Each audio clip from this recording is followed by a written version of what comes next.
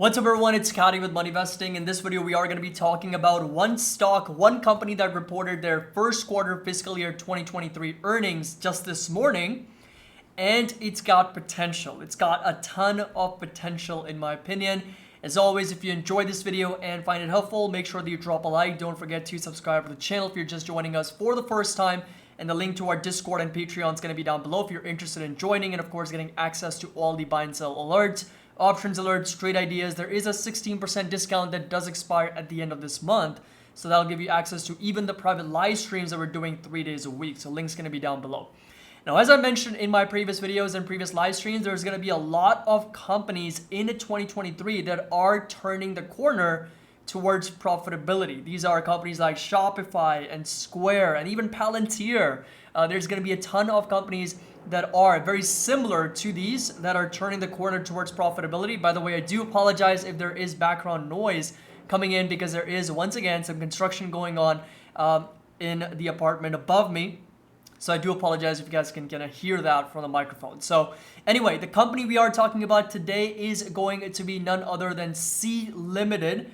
And this is a company that's based out of Singapore. It's got a lot of different businesses such as e-commerce. We got gaming and development, publishing, digital, fintech, all those things. Right now it's down a little bit over 9% now, trading under $80 a share after they reported their earnings. So in terms of the earnings, this right here are going to be the numbers. So they basically reported an EPS, GAAP EPS of 15 cents and revenue of just over $3 billion in line.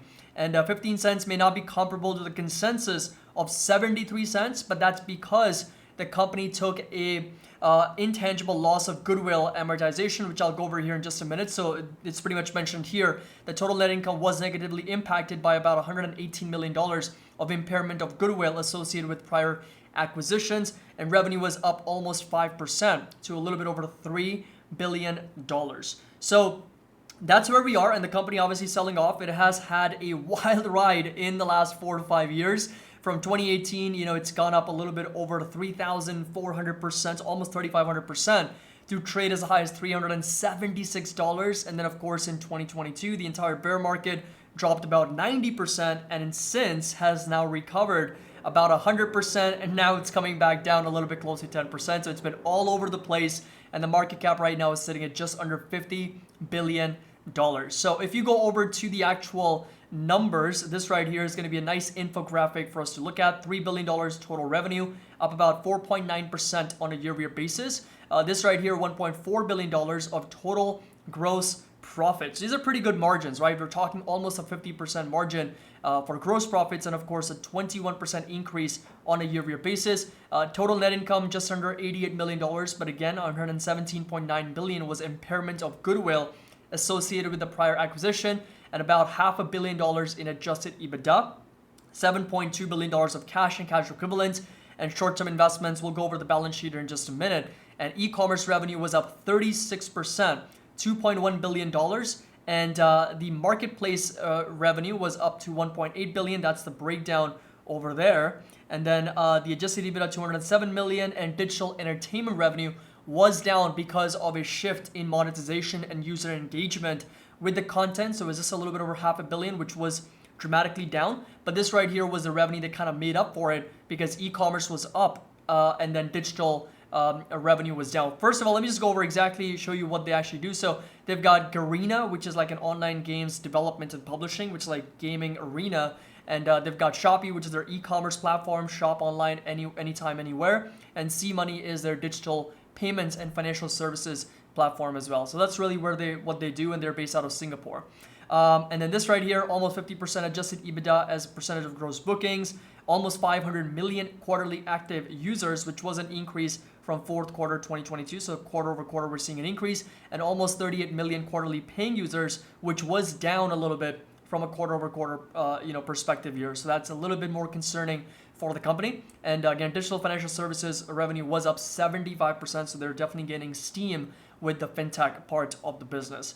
Now, going over to the actual numbers, you can see the revenue has literally gone parabolic. It's gone from $155 million back in 2014 to now over $12 billion every single year. So that's absolute insane growth in terms of revenue.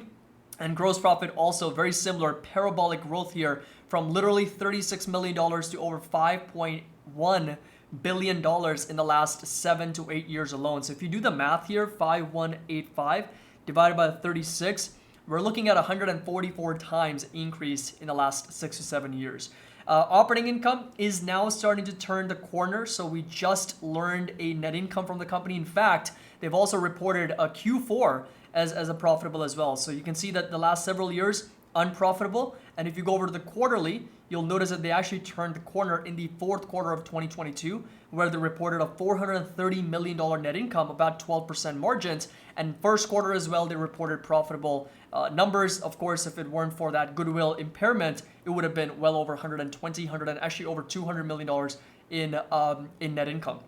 If you come down a little bit, shares outstanding is a bit concerning. So they have increased their share count quite aggressively by about 20% every single year since 2014, although more recently it's been a little bit less. So again, we're going to be doing some assumptions here. I'll go over that in just a minute. And then when it comes to the actual balance sheet, again, no doubt more cash than debt on the balance sheet. So if you come over to the cash amount, they're sitting on a little bit over $7 billion, a little bit over $8 billion, including restricted cash and long-term investments.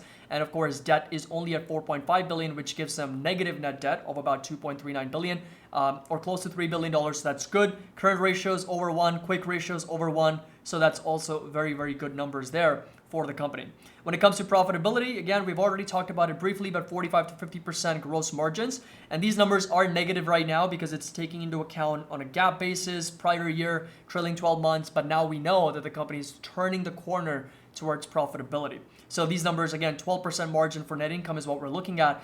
We don't really have a good idea on what those return on capital, equity, and assets going to look like. But as the year progresses, as we can get some more information on it, eventually I believe that the numbers are going to be pretty decent. Now, when it comes to valuation, 26 times on a forward non-GAAP basis, which for a growth company is not that bad. Enterprise value to EBITDA trading at a little bit over 29, definitely on the high side. Price to sales trading at over 3.7 and just a little bit under 4. And price to cash flow over 24 for the company right now. So it's not really a pure e-commerce play. It's not really a pure fintech play. It's not really a pure gaming play, but it is a mix of all three. So that's why I think the price to sales, the price to earnings is going to be a mix of all three different businesses. Because if it was a pure e-commerce play, price to sales would have been closer to 1 to 2. If it was a pure fintech play, it would have been closer to 5 to 6. So we're kind of getting a mix of those things, and different revenue contributions are obviously resulting in that price to sales multiple to be diluted a little bit. Now, in terms of earnings estimates, if you go over to what the analysts are pricing in, they're looking for positive earnings of $3.31, and then a little bit of a decline next year, and then increasing it to over $5.50 or $5.05. It's going to be a 56% growth for the company. If you plug in those numbers into our spreadsheet, you'll notice that for the next 2 years, or actually 3 years, 2023, 2024, and 2025, analysts are pricing in a 23% growth for Steel Limited in terms of their earnings per share. This right here is going to be their actual share count and how it's increased over the last 7 years or 8 years, and it's increased by almost 20%. But you know, if we go over to their actual more recent numbers, so like let's just go back to the last 4 years, they've gone from 436 million to 558. So if we account for that, which is let's say 2019, and what did we say it was? Let's just come down a little bit, and that is 436.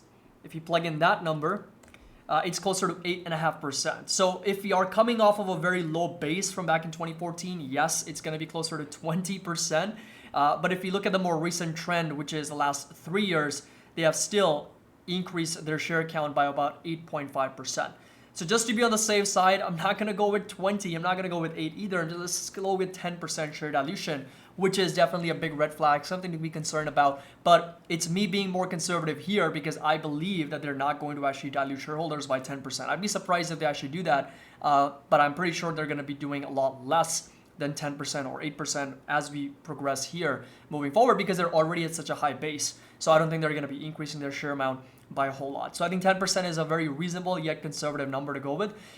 So that means their share count is going to go from about 500 million to over almost 900 million shares by 2027. Now, in terms of growth rate, I'm not going to go with 23%. Let's just start with 20%. And the P multiple, I'm going to keep it at 20 times. Again, that's going to be a good PEG ratio of 1. Discount rate 12% and 10% margin of safety puts us at roughly $52 per share for the price, and right now it's trading at 79. That means it needs to come down another 33% in order for this stock to make sense. Now, if you believe that the share dilution is not going to be as aggressive as 10%, if it's only going to be, let's say, 5%, then we're already at $66. If you believe the share dilution is only going to be, let's say, 2%, then you're pretty much looking at Sea Limited trading at its fair value, on the verge of turning profitable. The company's got more cash than little to no debt on the balance sheet, so negative net debt, and of course growing revenues and profitability as well, a path to profitability. But of course, I want to be conservative here, so I'm going to go with, let's say, at least 10% share dilution. I think 20% growth is something that's achievable for the company, and I think 20 times P multiple is only going to be compressed over time. So you can see that we'll be paying at that price at $52. We'll be paying a little bit under 16 times forward earnings, and that number is going to expand a little bit over 18, 18.5, 19, 19.5, and all the way up to 20 P multiple for the company as well. So my flexibility range is going to put us somewhere or under $55 per share, and this right here is going to be the entire technical analysis. So we're really looking for this green rectangle. This right here is going to be that area, that sweet spot for me, that's going to account for that 20% growth, 20 times P multiple, and 10% share dilution. And that's also a very strong technical area of support for this company as well. So that's where we are. Let me know in the comment section down below, what do you think about Sea Limited? Are you buying, selling, holding? This is, again, one of those companies that is turning the corner towards profitability. And if it can actually do that and execute well, I think, in my opinion, there is a lot of potential upside here for it to get back up to over $102. That's going to be the price target by 2027 based on this analysis. And from these current levels, that's going to be an upside of close to about 30%. But of course, the lower we buy it, the higher the margin of reward is going to be. So I hope you guys enjoyed this video, find it helpful. If you do, make sure that you drop a like. Don't forget to subscribe to the channel. If you're just joining us for the first time, link to our Discord and Patreon is going to be down below. And again, let me know in the comment section down below, what do you think about Sea Limited? As always, happy investing. I'll see you all in the next video.